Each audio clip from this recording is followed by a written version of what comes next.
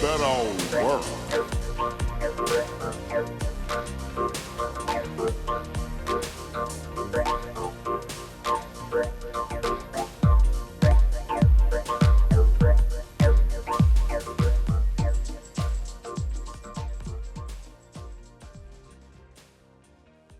My name is Abibat Durosimi, and I am the founder of Bloom Beauty Collective, also known as Bloom Agency.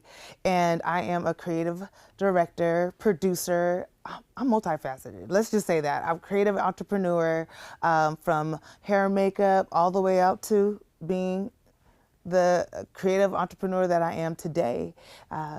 And Bloom Beauty Collective, known as Bloom Agency now, it has became from a boutique agency that, had hair and makeup behind the scenes and production, now to a multifaceted agency where we actually bring the next generation into our world, into the whole production industry lifestyle of some sort. I don't even know, but yes. So tell us about the inspiration and process behind the Dynasty Runway show. So basically, Bloom Runway Dynasty IX, it's a ode to our creativity, tradition, culture in the Black and African community. We decided to do it around Juneteenth week to celebrate ourselves, not just only focusing on the hardship and the trauma that we have went through, but to, also celebrate where we came from and how we have endured and thrived within our communities. And basically that's what, Bloom Runway Dynasty IX is all about. It's just making sure that, we remind everyone that like, hey, we are here to show up at our best selves, authentically, unapologetically, and, and making sure that like, we came here to show out. And I think for 5 years, we haven't been able to show out for ourselves. And I think 2025, 2025-9, that is completion. And when that happens, that's when, we are able to start a whole new beginning. And that is basically what is needed now. So that is what Bloom Dynasty IX is about. The type of beings that we're looking for Bloom Agency is creative entrepreneurs in the beauty, fashion, wellness space. Everyone that is into production as a whole. We're looking for also partners, who are in the industry, film to stage to marketing campaigns, anything that we can help highlight who you are as a small business, as a creative entrepreneur. Our goal is basically to bring the next generation, our goal is to bring the next generation up into this industry and have more of a familiarity of what that looks like for them, especially for people that look like me. The best way to find Bloom Agency and all the things that we do is actually find us on IG. That's where we thrive in. And also on YouTube. We have a lot of content that we show that we have done in the past and what we're going to be doing now and into the future. So be able to soak it all in, look us up, www.bloom_agency.com, and sign up for the newsletter. Sign up to, join us as a team, as a partner, volunteer, as an independent contractor. Just come in and just be able to experience what Bloom can offer. One thing about where I'm at with Bloom and being able to rebuild it back into a space where it's more grandiose than it was before is staying in gratitude and staying and remembering the people that have came with me along this journey. I mean, a lot of people that I work with we actually, I call family. We're like a tribe, and we all are able to help connect each other, network, give each other resources, feedback. And those people, I have been able to build those type of relationships for a decade or so. And I generally I always let them know how much that means to me, the support, the way that they pour into me, and also are open to receive from me as well. So basically, it's everyone that I come in contact, and even if it's for the season, for that moment, or for longevity, it's where our journey takes us. And and right now it has brought me back to my own purpose, and my own purpose is bloom, and I call it bloom because we also have to be able to grow and nurture, and we always are forever growing, right? Because if we don't grow, we're stagnant. And one thing about our logo with bloom, our brand, is the lotus flower. It symbolizes exactly how much we can strive through all kinds of weather, right? All the adversities that we go through to being able to sit there and still look good. Right. It's just forever growth, and I think that's exactly what we are supposed to do. We're supposed to plant that seed, nurture it, and then watch it grow and blossom and bloom and shine and look beautiful, and then start all over, right? And then for the next generation. So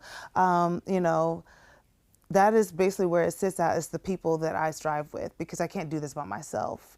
We called it Bloom Beauty Collective because it was a collective of other creative entrepreneurs in that field, in the production and beauty industry. And I think that at the end of the day is that once we are able to continue thriving, is to stay in gratitude through the whole process, because it's not easy. This is not easy. Being able to stay true to yourself as an artist, and then be able to put yourself out there, and having to market, having to wear another hat to be an accountant or do admin work, or all the things that makes you thrive as a entrepreneur. That is where, we are able to nurture and teach others, and, to have a full understanding as an artist that you do need to wear both hats, especially if you want to thrive. Having my parents being Nigerian, and I'm first generation Nigerian, like we have this indication of how we're supposed to be and how we're supposed to show up, especially here in America. And that's like either you become a doctor or a lawyer, like something that is, stable. Whereas art, it doesn't get a chance to be seen as stable unless the community actually sees you thriving through it. And for me, being able to come from working behind the chair to becoming a freelance artist, working with Prince for 5 years, and then being able to come back and having to figure out, like, okay, what's my next move, and being able to pivot along the way and actually enjoy the journey of experiencing different things. And I've been blessed to stay within the industry and be able to learn all parts of it, the behind the scenes, being in front of the camera. I mean, I've modeled for 15 years, doing commercial, work and all the good things. And I want to see more people that look like me in that space, So it's not just only being in front of the camera or producing, but just creating stories, creating a space that our voices are heard, and making sure that, like, we give back to the community. We teach the younger generations to be able to, be seen in a way that they are respected and they are valued. And yeah, so I'm always in gratitude. I stay in it. I say it all the time. I believe on the higher power, the source. We are beings that are able to manifest what we want, especially in a space where we want others to be able to learn and take from it, right? I'm trying to find the words right now, but for the most part, our goal is to go through the journey, learn the lessons, experience it all, and then share it with others. And at the end of the day, that's where my gratitude lies.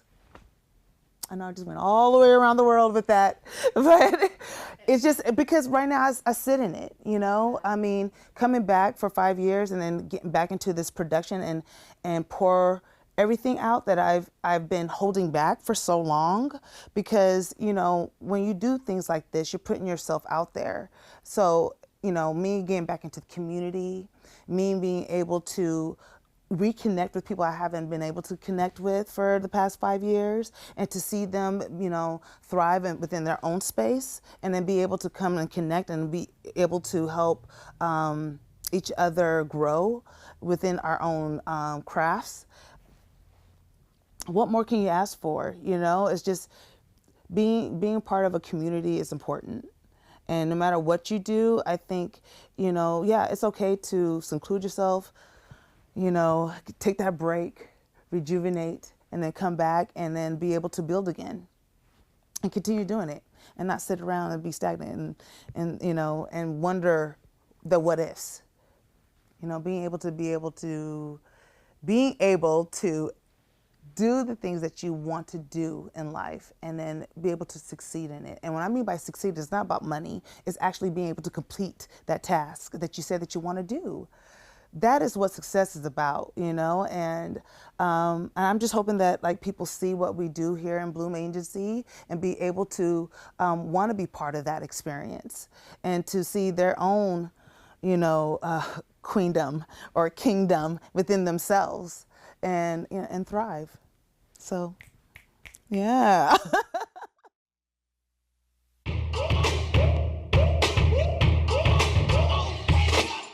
The sacred crowning of Thor, House of Rose, has commenced. Fashion isn't just a thoughtless act of grabbing something from our closets to cover our bare silhouettes. It's about the intention behind what we choose to wear and the stories and ancestors who inspire it. If we are to dress, why not dress with pride, with meaning, with memory? Let us celebrate the uniquely handcrafted agbaras that carry us through life's rites of passage, garments that reflect the sophistication, symbolism, and masterful textile artistry of the Yoruba. Often worn by kings who carry themselves with dignity, these pieces are tailored and pressed to perfection. They elevate our most triumphant moments and remind us of who we truly are. We can't forget the queens, the women who pour themselves into their communities and traditions, the very embodiment of refined femininity and quiet power. They crown themselves in gili made from traditional fabrics, wrap their waists in bold prints, and adorn their bodies with glass beads that complement every curve. To finish the look, necklines graced with coral beads, a nod to both legacy and beauty. Some of our most fashionable moments are also our most sacred. They're inspired by memories of our mothers carefully curating their finest ensembles, and our fathers matching their grandeur in solidarity. In these moments, we beautify, uplift, and honor ourselves and one another. Perhaps being stylish really does run in the bloodline. We're not dressing to fit into royalty. We are royalty.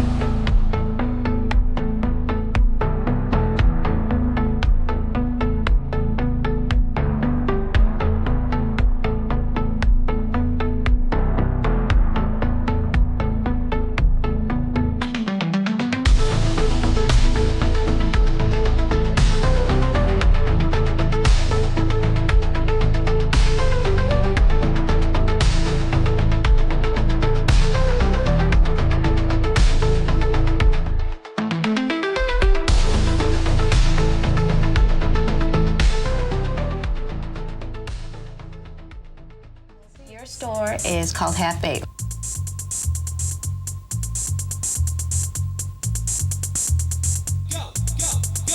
And what made you want to get into retailing, the retailing industry? As a kid, I always loved to shop with my mom, my dad. I always made clothes. Thought I was gonna do illustrations for fashion magazines. And then I decided I wasn't that good of an artist.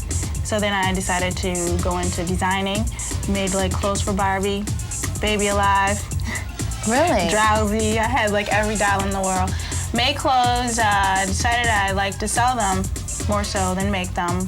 No, you sell some real funky clothes here. In fact, this outfit I got on is from your store. Hey, the outfit I got on. Check it out. It's real funky. And what made you want to sell clothes like this? I saw nothing really being done like this, you know what I mean? There's just a few stores that targeted to the market of a partier, somebody who hung out a lot in clubs and wanted to look different from other people and set themselves apart. I'm all the time, telling people, yeah, go for it. They wear nothing but the Gap because the Gap's across the street. And then they come over and I'm like, hey, try this on, and I coax them into it, and then they're like, you know, caught. I can't Right. like get rid of them. Then they start buying things.